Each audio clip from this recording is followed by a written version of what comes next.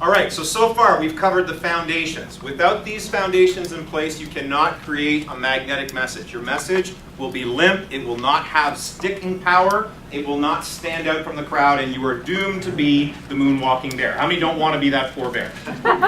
It's amazing how many times I've showed that video. No one ever spots the bear the first time, right? Because our focus is elsewhere. But what are the three principles we've covered so far? We've talked about what? Number one?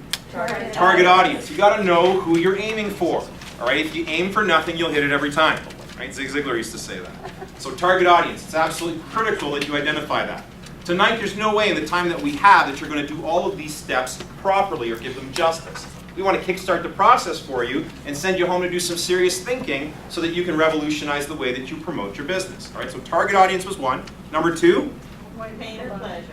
pinpoint their pains and pleasures. Get clear on what pains you're decreasing and what pleasures you're increasing, because people buy for those two reasons and those two reasons alone, and although they may use other reasoning, it's an emotional response to those two things, and then they use a logical reason to justify their purchase.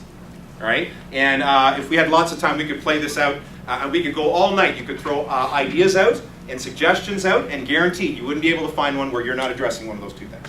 Okay? Number three, we just talked about it. Likes and hates. Dislikes. Likes and dislikes about your industry, or hates and dislikes about your industry. What are the frustrations or the pain points?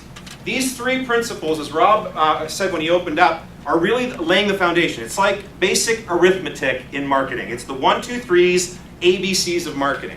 And even folks that have done this need to revisit this on a regular basis, because how many have ever noticed that business it evolves, it changes? How many would say your business is different now than it was 2 years ago? Different than it was 3 years ago? If you've been in business 6 months, it's different than it was 6 months ago. So you constantly need to be revisiting these things to make sure that you're still on target.